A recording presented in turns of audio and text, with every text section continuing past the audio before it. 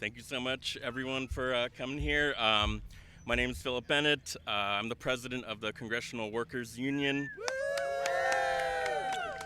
Welcome to the first Congressional Workers Union press conference. Thank you again for everyone, making it here in the heat and the humidity.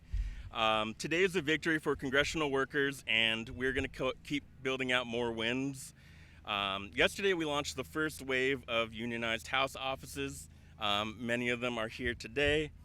As you all know, this change is long overdue. It's a congressional staffer who answers the phone when you need help with a visa application or VA benefits. It's a congressional staffer who writes and reads the legislation. It's a congressional staffer who then helps communicate the benefits of that policy and services that our offices provide. We are workers because we do the work. This change will have ripple effects for years to come in the halls of Congress. Thanks to the work of CWU organizers, we have already seen some staffers negotiate their salary floors upwards of $71,000 in the House. For too long, in an institution that has condoned racism and misogyny, workers have finally a tool to protect themselves and their coworkers. We know that unions can ensure our workforce represents a multiracial working class in an institution that is historically white and wealthy. To all the workers watching, this is ours to build. Join us. Without much further ado, I'd like to introduce Congressman Andy Levin from the great state of Michigan.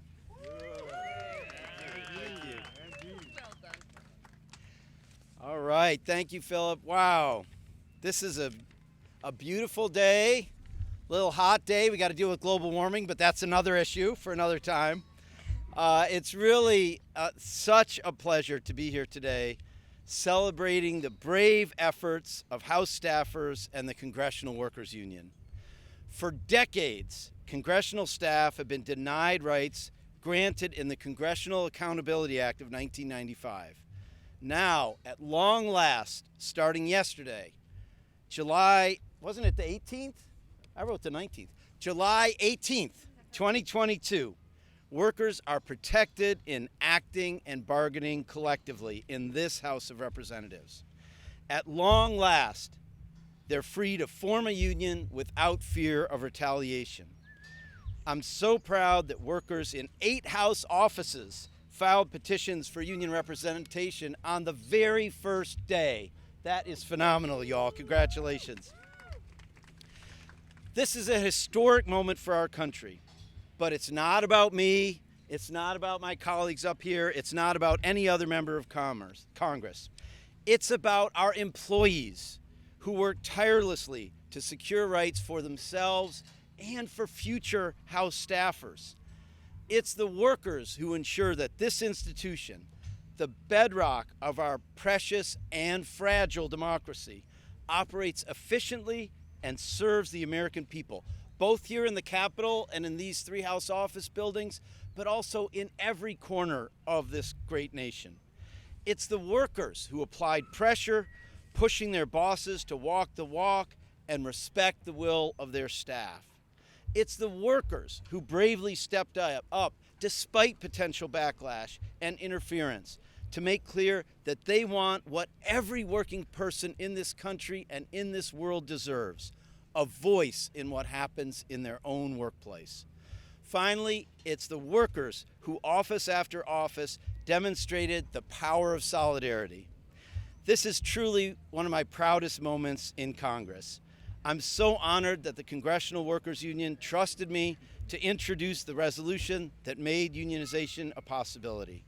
It's a privilege to have played a modest role in making this day a reality. I'm proud now to stand alongside them, including members of my own staff, in solidarity. Thank you to the Congressional Workers Union for your service to the People's House. I will remain a steadfast ally to you in your fight. Let's go. Let's support unionization of all offices who want to in the U.S. House of Representatives. And now for my disclaimer. As a labor lawyer, we support unionization in the House, whatever union workers may join. But I am not shy. I don't care what our own management lawyers tell us. I am not shy, and we should not be shy about giving credit where credit is due. It's the Congressional Workers Union who organized all these offices. It's an amazing accomplishment. This workplace isn't just any workplace. It's amazing that you're taking your place alongside Starbucks workers and Amazon workers and Trader Joe's workers and REI workers and digital journalism workers all around this country. But for you to do this in the House of Representatives at this time is really a historic event, and I'm so damn proud of you.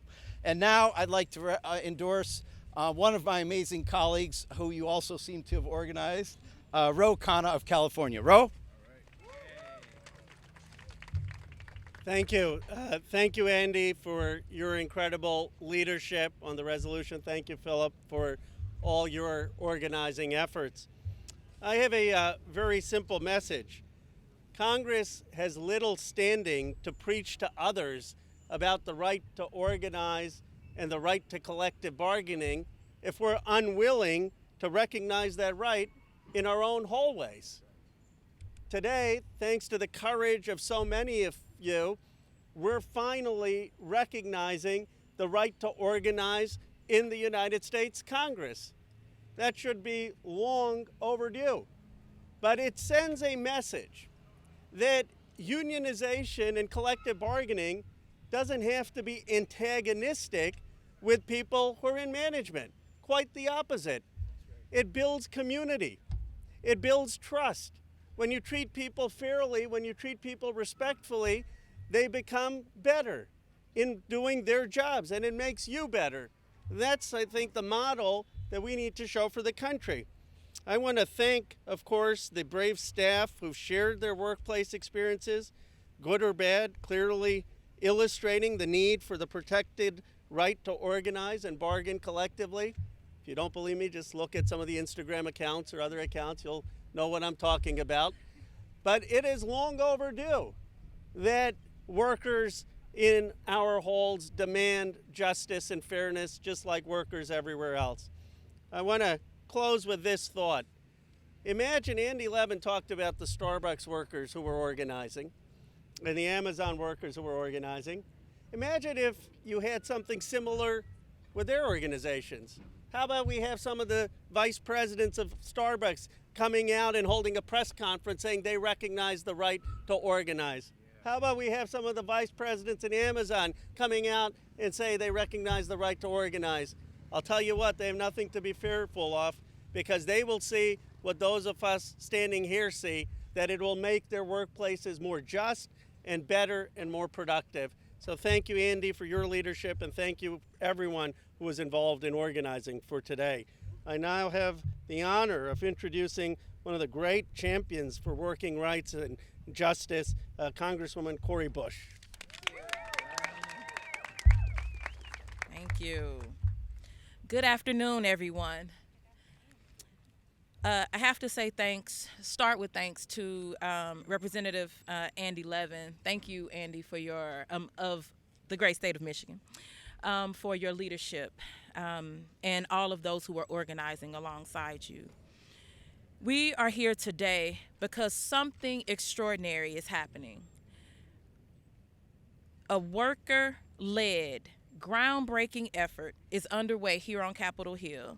Congressional staff are transforming our U.S. Capitol by unionizing to demand equity and protections in the workplace. And I am so proud of our staff for their work to realize labor rights here in Congress and for those we serve. To the Congressional Workers Union, your relentless perseverance and creativity has been stunning. You have made history by organizing the first congressional offices ever to seek union recognition. At a time where the fissures in our democracy are clearer than ever, congressional staff winning a voice at work is among the most promising developments in making this institution more democratic. As an activist, as an organizer, and Congresswoman, and the proud daughter of a union meat cutter, I want everyone to know that I will continue to fight for the dignity, the safety, and the security of every worker, including and especially my own staff in my office. I am proud to see Black workers nationally leading the charge in the labor movement. Everyone deserves to have a seat at the bargaining table, and everyone deserves to feel empowered to fight for equity in their workplace. From Amazon to Starbucks to Capitol Hill, workers are demanding justice in the workplace, and I am proud to stand in solidarity with your courageous fight for union rights. Your fight for a better workplace and a better world for all of us is inspiring. Every worker on Capitol Hill and in the communities we serve will benefit from your will and your courage to organize and your push for your voice right here at work. Thank you, thank you, thank you. Now, I will call up my dear sister in service, none other than the amazing Representative Ilhan Omar of Minnesota.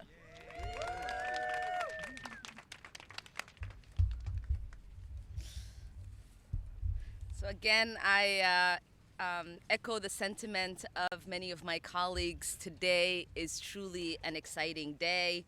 I want to start out by thanking Congressman Andy Levin for his leadership on this unionization effort and so many other issues. And I want to thank the congressional staff across offices who came together to organize and begin the process of forming a union in the United States Congress. I'm a former union member myself, and I believe every worker deserves a living wage and a union, including in the halls of Congress. None of the work we do in Congress would be possible without our staff. Congressional staff work long hours, tirelessly each day, and historically they have received inadequate pay and limited budgets. I am proud that workers in my own office have helped lead the union drive across Congress, including the chair, Philip Bennett, and I am proud that my office is one of the first 8 offices to begin the process of forming a union. I know the power that workers wield when they exercise their right to organize and form a union, and I know that this is just the beginning. Worker power is contagious. And know that I won't stop fighting for every worker in our country to have a $15 minimum wage at least, benefits like health care, pension, paid leave, and a union. Solidarity, solidarity, solidarity. And with that, I will call on Congresswoman Melanie Stansberry from the great state of New Mexico. All right, well, good afternoon, everyone. I just want to say on this historic day in our nation's capital, labor is in the house. Woo! And not only is it in this house, it's in the U.S. House of Representatives for the first time in our nation's history. And I want to thank all of our congressional workers out there and everyone who has been working every single day to make this day happen. And I want to say how incredibly proud I am of my own staff of deciding that they are going to organize as part of this movement as one of the first 8 offices here in the U.S. House of Representatives. I am Melanie Stansberry, and I am proud to represent New Mexico's 1st Congressional District and proud that we will see this moment in history come to pass. This is a particularly important and meaningful moment for me as somebody who grew up with parents who were both labor organizers. My mother was an operating engineer and my father was a boiler maker, and both of them took those jobs because of the union benefits and supports that were provided by those by belonging to a union. I learned the power of unions as a kid, and today across America we are witnessing the power of unions and the union movement in workplaces all across the country as our workers are organizing and young people are getting excited and involved in the movement, and now here even in the halls of Congress. I know from personal experience as a former Senate staffer what all of our congressional staffers do day in and day out, the long hours, the challenges that our workers and everyone inside this building and the buildings all around us face every day. Our staffers deserve a healthy, safe, fulfilling, and resilient workplace that is diverse, that represents our broad and diverse nation, and that supports the needs of our workers, and that they can be treated with dignity every single day in the workplace with conditions that reflect the public service that they provide for our communities every day. They deserve the right to collectively bargain and form a union, and I am here to stand in solidarity today and every day. It is truly humbling to be a part of this moment in history and to stand not only in solidarity with our congressional staff, but the amazing representatives who are standing behind me and also standing in solidarity. And I want to thank Representative Levin and all of the leadership that's represented here for your incredible leadership, and of course, all of the staff who made it happen, because we are union strong. Good afternoon. I'm Chewie Garcia from the 4th District of Illinois, and I'm proud to stand with my colleagues and, of course, Representative Levin this afternoon because both of my parents were Teamsters. I'm a former retail union worker, a Teamster, and a member of the United Legal Workers of Chicago when it was unionized by the United Auto Workers. It's important that we practice what we preach. And of course, like all workers, congressional workers deserve living wages and robust workplace protections. Frankly, it is shameful and embarrassing to hear stories that junior staff, young, motivated public servants striving to make a difference in our country are regularly skipping meals or skimping by on reception food or even struggling to find decent housing. We have to do better. I strongly support the rights of congressional workers that are choosing to take this important and courageous step, and I look forward to working with my staff however they choose to move forward. I, of course, am totally grateful for all of their service over the past 3.5 years. And, of course, congressional workers are in good company. We've seen organizing taking place all over this country. As a former union member myself, I support them. There's power in a union, and workers deserve the right to fight for respect and dignity on the job. Thank you. I now would like to call on Congressman Ted Lieu from California. Good afternoon. Let me first commend my colleagues, Melanie, Ilhan, Corey, Andy, Chewie, Roe, and Alexandria for being one of the first 8 offices to take the first steps for unionization. I am not a labor lawyer and not as cool as Andy Levin, so I don't want to say anything inappropriate that'll get me in trouble, like MAGA Republicans are anti-union, and it's not a coincidence that all of us here are Democrats. So I'm going to read from a prepared statement that's been cleared by lawyers. I am proud to be an active member of the Labor Caucus. The freedom of workers to join together in unions and negotiate with employers is a recognized human right. That right is protected by the U.S. Constitution and enjoys wide support among the U.S. population.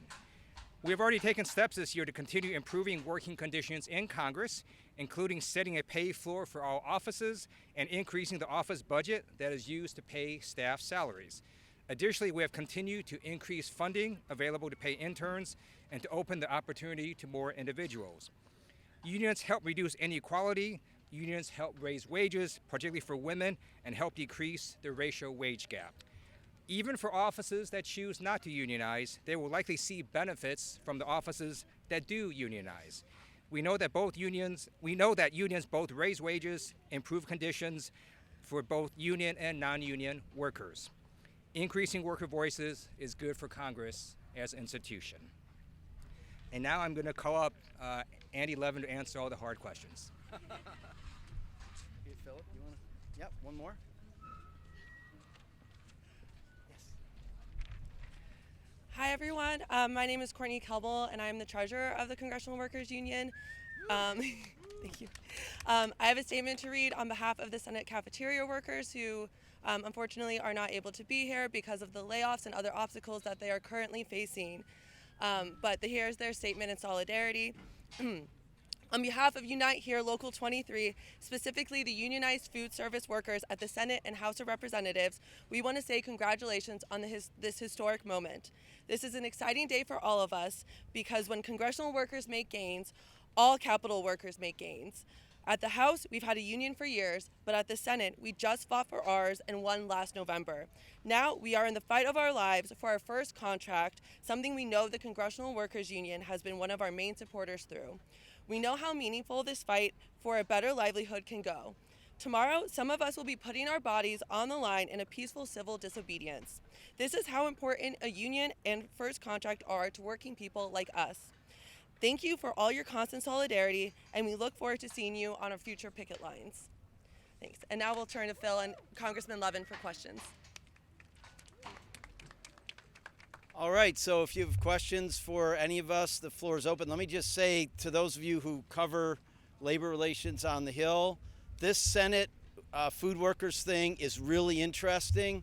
The Senate needs to have the kind of contract that will allow them to provide living wages and good benefits to their cafeteria workers. So we're all going to follow that very closely and support those workers in that other wonderful union, Unite Here. Okay, so the floor is open.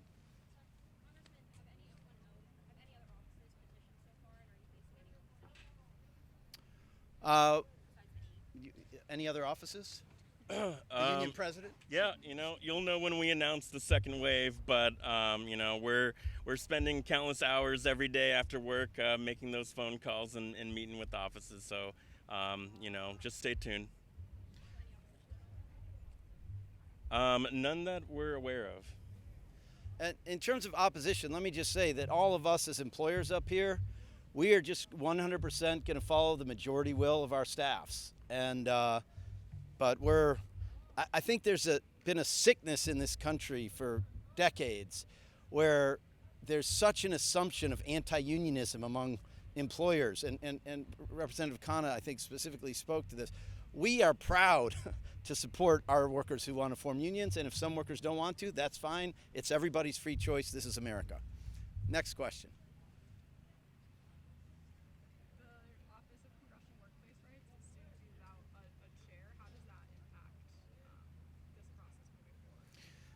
So the Office of Congressional Workplace Rights seems to have taken this really seriously. I think, they had up to 60 days that they could take to get ready, and they chose to take the whole 60 days. The evidence I see is they've been working super diligently. They already oversee the processes of, say, the Capitol Police or the Library of Congress or other workers on the Hill who've had these rights for all these years. They know what they need to do. So I hope that they'll, continue to work seamlessly to honor and facilitate these workers' rights. And I hope they don't miss a beat. So I'm hoping for no problems there whatsoever. Yes. You want to talk about that? Or? Sure. Obviously, the Senate, deserves these same types of protections. We've heard from, many different offices over there, but I think they face, some unique obstacles.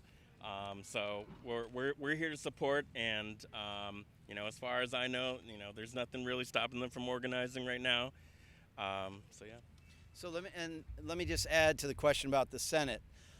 So number one, I am talking to colleagues over there. They are talking, about moving forward with the resolution. But number two, this is yet another reason why we have to get rid of the Jim Crow relic called the filibuster, because we just need a majority of senators to be able to vote on this. And I hope even some senators we've been disappointed in about other things would certainly stand up and recognize the fundamental human right of their own employees to bargain collectively and have a union if they want one. So we're going to keep pushing our colleagues in the other half of the building. Yeah, all set? Yes.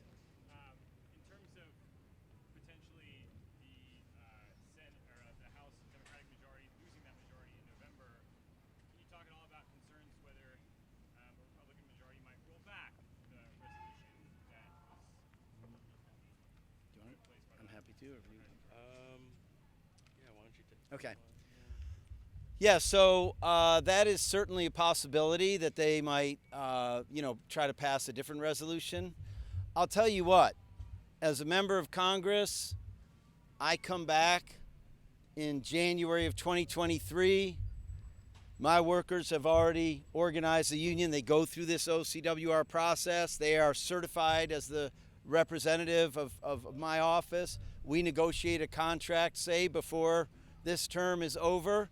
I see no reason why I can't honor that contract, and that's what I would intend to do myself. So how would you potentially handle, concerns over whether employees could face some retribution or something like that and no longer have the protections given to them by the resident?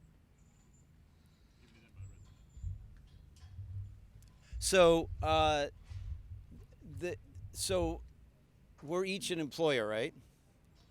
So I'm the employer in my office. So my employees would not face retribution. So it would be sort of an office by office question.